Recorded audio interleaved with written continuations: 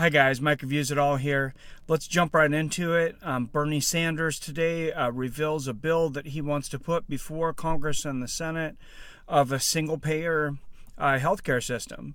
Basically something that resembles what he ran on. He was very popular, especially among young people in the Democratic Party and liberals. He said that healthcare being a human right will no longer be a fringe idea.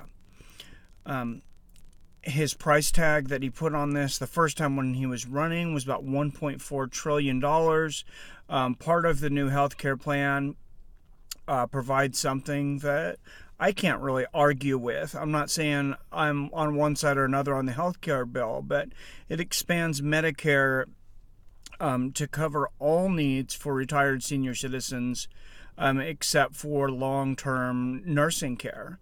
And that's something they've paid into their entire life. These are our retirees. These are the people that we need to take care of first.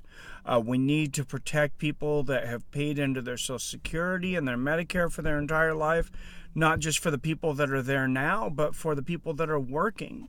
This is part of the hope of America. This is part of the dream of America. There's a lot of social programs, I feel, that take away from that. And a lot of the national debt, if you break it down and you look at it, what they consider the $20 trillion national debt or whatever it is and counting, a lot of it we owe to ourselves. The government's borrowed from Social Security, they borrowed from Medicare, and they borrowed from other programs. So it's a really weird situation. We actually don't owe a lot of money to other countries. It's a very, very small percentage of the national debt. I believe less than $1 trillion, and most of that's bonds we've sold to China. But what does everybody think about a single-payer healthcare system? Have you looked into this? Were you a Bernie supporter? Maybe you weren't, and maybe now you're looking at what's going on with the healthcare situation and saying, we're spending a lot of money anyways. A lot of other countries have this single-payer thing. We're forcing people to get insurance at this point and fining them, which I don't agree with. But I don't agree anytime the government intervenes in anything. I'm not a Democrat or Republican. I believe they're both cults. I've said that many times in the past. Bernie Sanders, of course, was an independent, very, very liberal leaning, but I feel from everything that I've seen, an ethical man. I may not agree with him on all of his political leanings, but I believe he is an ethical man. Anyone that's 35 years in government and doesn't have a whole lot to show for it, I think is probably pretty ethical. He has, a basic house that someone, in a decent career after 35 years could expect to own. He shops at Costco for himself. No matter what you think about him politically, I think he is a just man. I believe that he stands up for a lot of things he believes in. And I see both sides on this healthcare system, on the single-payer system, and both from the cost standpoints to our national debt and can we afford it as a country, but can people keep affording the medical bills themselves? And are we going to cause a recession because people are so paycheck to paycheck that a medical catastrophe is putting them into bankruptcy? Whether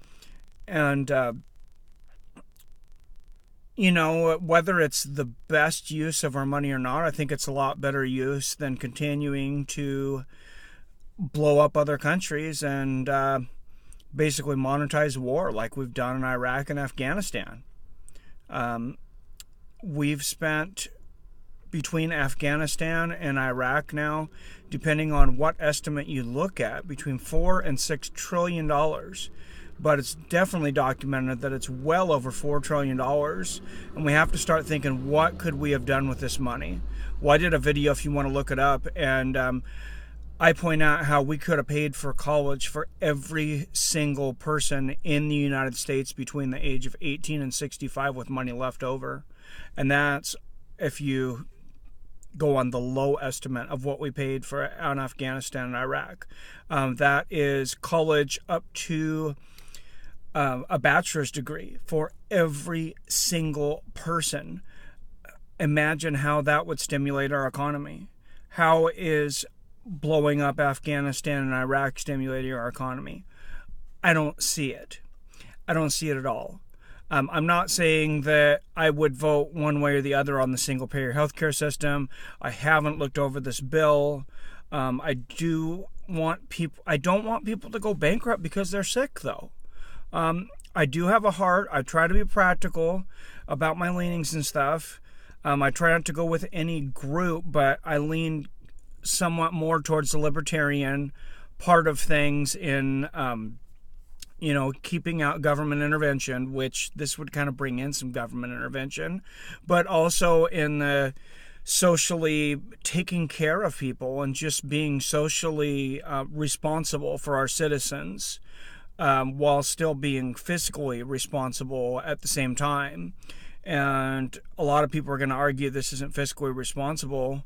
And it may or may not be, but argue with me that it was fiscally responsible to go into Iraq and Afghanistan. I don't think you can make that argument. So whatever you think of the bill, please give me a like and a subscribe. I've added 40 subscribers or more this month. I'm very excited about that. That's about a double for me. It's a very new channel. So please give me a like and subscribe. Please comment down below. I really would like some regulars on here in the comment section and go back and forth with you guys. And I really appreciate everyone that's contributed their opinion. But yeah, please give me a like and subscribe. Please give me your comments and tell me what you think, because I want this to be about you, the viewers. And I'm really just trying to build a community of viewers here in the YouTube structure, and I'm really thankful for everything that YouTube's been able to do for me. I'm finally starting to make a little bit of money, and I'm just really thankful for all the subscribers and all the people that watch my videos. Let me know what you think about all this, and I'll see you guys later. Have a great week.